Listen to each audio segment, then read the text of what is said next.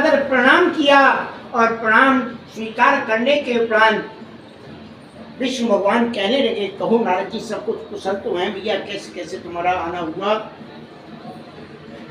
नारद जी कहने लगे, महाराज सब कुछ ठीक है, परंतु एक प्रश्न मेरे अंदर उठा हुआ है कि मैंने इस मृत्यु लोक में चारों तरफ घूम करके ये देखा है कि अनेकानेक योनियों में अनेकानेक प्राणी अपने अपने कर्म फलों के अनुसार कष्टों को भोग रहे हैं।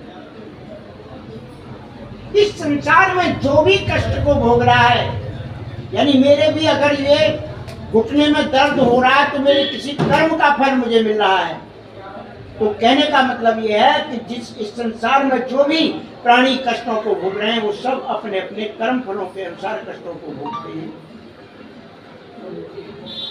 नारद जी की इस बात को सुनकर के और विष्णु भगवान आके प्रसन्न हुए, कहने लगे, नारद जी आपने संसार के कल्याण के लिए इतनी उत्तम बात पूछी है तो आपको अवश्य बताऊंगा कि इस संसार में एक सबसे सर्वोत्तम व्रत सत्यनारायण भगवान का व्रत कथा का है।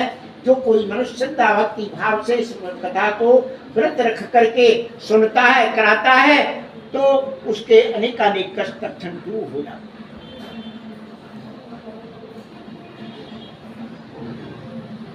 तो नारद जी कहने लगे, महाराज और क्या मिलता है इस कथा से। कहने लगे, यह कथा धन धान्य को बढ़ाने वाली है, सौभाग्य को प्रदान करने वाली है, हर जगह विजय प्राप्त कराने वाली है, और जिस घर में संतान ना होती हो उस घर में संतान को भी देने वाली है।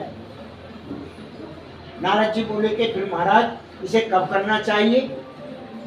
बोले श्रद्धा भक्ति भाव से समन्वित होकर के इस कथा को कभी भी किया जा सकता है। और व्रत का विधान भी नारद जी ने पूछ लिया और व्रत का विधान पूछ करके नारद जी वहां से प्रस्थान कर देते हैं। इसलिए स्कंद पुराण के अंतर्गत में श्री सत्यनारायण व्रत कथायाम प्रथमोध्याय।